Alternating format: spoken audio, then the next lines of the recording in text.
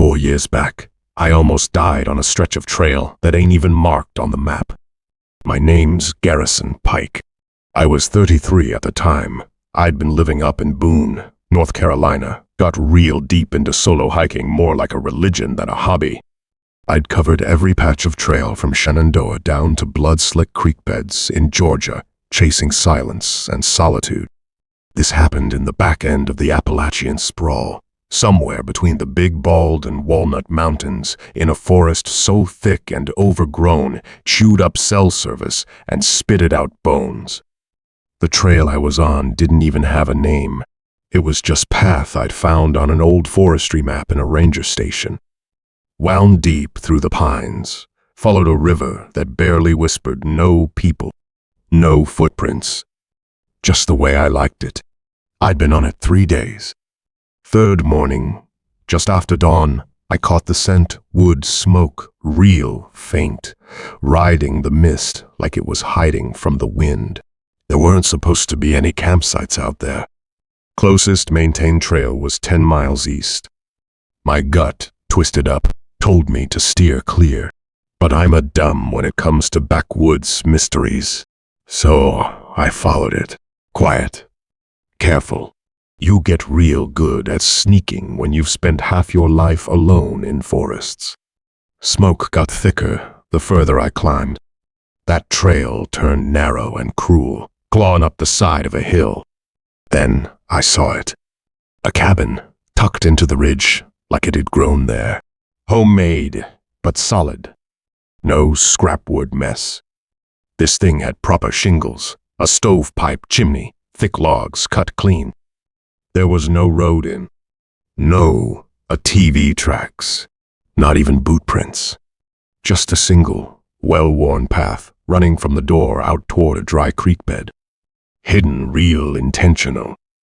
I stopped, maybe 30 yards from the front porch. Heart was thumping. And then the door opened. The man steps out. Bald, broad-shouldered, late 40s, maybe early 50s. Beard like rusted wire. Oh my God, this was the real terror. He froze the second he saw me. Not scared, just still.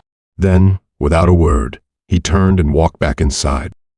I should have bolted right then, but I didn't. I stood there, stupid, blinking at that goddamn door. It banged open again. He came out, carrying a bolt-action rifle. Old thing.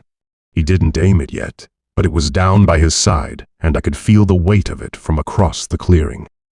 "Don't move," he barked loudly. I raised both hands slow. "Hey, I don't want trouble, man. Just out hiking." Saw the smoke. Thought maybe someone was in trouble. "You lost?" "No, sir." "Then what the hell you doing sniffing around my place?" I swallowed. Hard. Just curious. "I'll be on my way." "Nah, don't move. Stay right there." He stepped forward, rifle now trained just above my knee, like he wanted to maim first, ask questions later. "Are you connected with any enforcement?" "What? No. God, no. I'm not law enforcement, not military, nothing like that." "You a Fed?" "No. I'm an office guy. Marketing. I got a job in Boone. I can give you my work number. I'll show you my ID." "Shut up." "You bastard," he said. That's when I felt it, that crackling charge in the air, like lightning just before it hits. He wasn't bluffing. This wasn't a get-off-my-land kind of warning. This man was inches from pulling the trigger and leaving me to rot. "You carrying any weapon?" he asked. I hesitated. "Big mistake." "Are you carrying a pistol?" he roared. I shook my head, heart pounding. "Nah, I ain't got nothing. Not even a pocket knife." That was a lie. I had a pistol tucked in my pack's hip. Never had to use it before. Never even pulled it in front of someone. But something told me reaching for it now would get my guts painted across the ferns. He narrowed his eyes. You lying? I will kill you right here. No, sir. He spat, looked me up and down, like he was taking stock of what he'd get if he buried me. Then he said, "Swear to God, you won't tell a soul you saw me." Swear it. I swear. Say it. I swear to God I won't tell nobody. He was quiet for a second. Then he barked, "Get on your fucking knees." My legs folded before I could think. Knees slammed the dirt, arms still up, eyes on the muzzle of that rifle. He stepped closer. I thought he was going to end me right there. Thought I'd vanish into that holler and never be found. But then he just stared at me. Silent. So long I thought time stopped. Then he lowered the rifle. "Get up," he said. I didn't move. I said, "Get up and get the hell out here." I stood, stumbled, turned and walked fast as I could without running. Didn't dare look back. Hiked until my legs bled. Next morning, I marched straight into the sheriff's office. Told the whole damn story.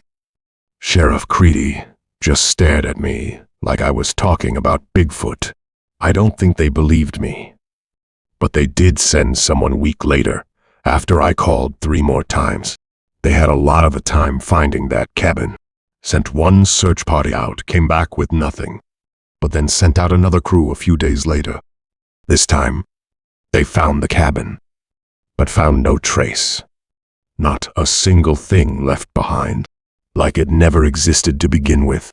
And that man was gone, vanished. Not a single sign he'd ever been there. I haven't stepped foot on that side of the mountain since. I'm not telling this for sympathy. I'm not telling it to scare anyone either. I'm telling it because if you're out there poking around, thinking about chasing down some old trail or mystery, don't. Because that man, he's still out there. Me and Liv, my girl, had been planning the trip. We needed to get the hell out of the city. I thought maybe some trees and fresh air could fix the cracks that'd been spidering through our relationship. Last October, somewhere out in the northern Georgia woods, we drove down about 6 hours south, hit the edge of Chattahoochee National Forest, and then another 2 hours bouncing down a gravel road. This place was raw, damp, remote, too remote. We found the site just before sunset Friday. It was too perfect. A flat clearing by the edge of a massive fog-choked gorge. But in this deep, there were a few other tents already up 3, maybe 4, but spread way apart, like people were afraid to camp too close. We met a couple of locals near the trailhead. They told us we were fine, that the storm they'd heard about wasn't gonna hit this far north. Swore up and down it would just pass over us like nothing. We pitched our tent about 20 feet from the gorge's edge. I got the fire going while Liv pulled out dinner. We had a couple beers, made small talk, tried to pretend the forest wasn't pressing in on us with every passing minute. By 8:30, the clouds had thickened like old bruises. The wind started to pick up in gusts, sharp, fast, jerking the trees. That's when shit started getting weird. Around the late night, first, the sounds. Not animals. Not wind. These were sharp. Intentional. Scraping. Like someone dragging their nails across the tent from the outside, except we were still sitting by the fire. Nothing visible, but the sound came from no more than 10 feet into the woods. I called out, "Who's there?" Thinking maybe one of the other campers was screwing around. No answer. Liv stared into the dark, like she expected something to come crawling out of it. We put out the fire by 10, crawled into the tent. I couldn't sleep. I lay there, one arm around her, listening to those noises rise and fall like waves. At 12:15, I heard what sounded like breath. Right outside the tent. Breath. Low. Wet. Like someone with lung rot was standing 2 feet from my face. I didn't move. I didn't even breathe. And then At 1 a.m. Exactly. I'll never forget that time. A scream. This was human. Broken, like it tore straight through someone's throat. It came from deep in the woods. It echoed so violently. Liv sat bolt upright, grabbed my arm so hard I felt her nails break skin. What the hell was that? The next hour was a blur of fear. There was nothing but blackness outside. The fire was dead. No moon. No stars. Just the darkness. We just laid there in that tent, trying not to breathe too loud, waiting for whatever was outside to crawl in. By 5 a.m., the noises had stopped. This time, not even the wind moved anymore. Dead silence. At first, light around maybe 6:30, we screw it. We grabbed our items and packed without even folding the tent. I was running on 3 hours of adrenaline and raw panic. Liv didn't say a word. Her face was pale. We started down the trail toward where the other campers had set up just to pass through, not to chat, and that's when I realized something was wrong. Off. Their tents were still there. Stakes in the ground. Sleeping bags zipped up. But the cars? Gone. Not a single damn one. It was like they'd all just vanished. Walked off in the night without taking a thing. And none of them were out in the open. Liv looked at me and mouthed, "What the hell happened last night?" We didn't see a single other soul on that trail back. We got in the car, locked the doors, and floored it down. But I keep thinking about it. I keep thinking about what those locals said. How the storm was gonna pass over. Like they knew something else was coming. This was the most chilling experience I've ever had while hiking or camping. Nothing else even comes close. So take my advice. Be damn careful when you're picking those remote spots.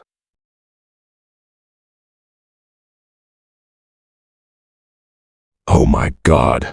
I'm recounting the most terrifying experience I've ever had in my life. We were just a group of tired campers trying to get home from backwoods of North Carolina woods. And we nearly got murdered for it. It was early evening. The sun was fading behind the hills, casting long. We'd been out in the wilderness for 3 straight days, barely any sleep, and too many mosquito bites to count. I was behind the wheel of a borrowed car. There were 4 of us. We'd been friends since high school, but none of us could have predicted the trouble that found us that night. Somewhere around mile marker 42, a blacked-out SUV pulls up behind us. Not a regular tailgate, either. This man was so close I could see the reflection of his headlights in my rear view too close. We thought it was just some local, maybe pissed that we were slow, maybe drunk. We didn't think much of it.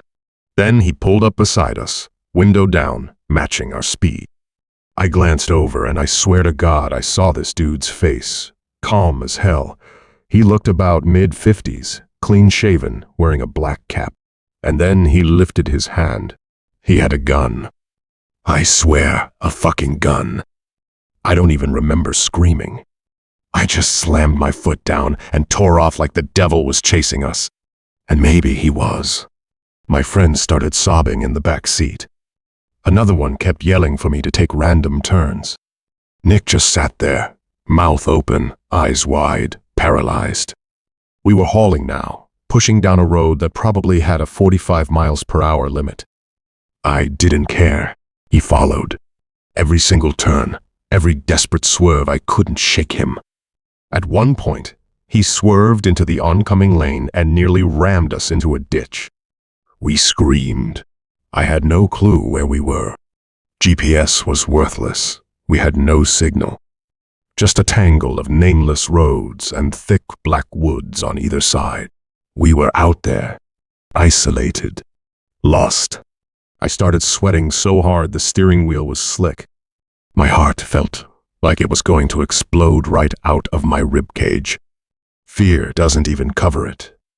I was beyond scared. I was pure panic in human form, riding the edge of sanity. "Just stop the car," Bree screamed. "No. You want me to stop and get shot in the face?" I barked back. We sped down some cracked county road with barely a shoulder, potholes every 20 feet. Trees leaned in like they were trying to swallow us. I was praying for a cop, a gas station, a single damn porch light, anything, but there was nothing. Just darkness and doom trailing 10 feet behind us. Eventually, we hit this clearing. It was fenced off, all steel towers and wires, one of those remote electrical substations. I didn't even think. I took the gravel road straight in and slammed the brakes. The SUV barreled in after us and cut off our exit. We were trapped. I couldn't breathe. None of us could. I felt like I was choking on adrenaline. That man got out of his SUV. Calm, steady, gun still in hand, though not aimed, just dangling by his side like he'd done this before. My friends were murmuring something over and over, maybe a last prayer. The man walked up slowly. We watched him through the windshield, frozen in place. I couldn't move. My muscles were locked up with terror. He stopped a few feet away, looked at us and said, "I'm sorry. Thought you guys were someone else." That's it. That's what he said. No explanation. No apology worth a damn. Just oops, wrong car. Like he hadn't just tried to run us off the road for 30 damn hell miles. He turned around, got back into his SUV and drove off. We sat there in silence and in fear for minutes after he left. No one spoke. No one moved. I could hear my pulse hammering inside my skull. Friends were curled up in the back seats. We were silent, rest of the ride. We just drove, trying to think what just had happened. That man could have killed us seriously.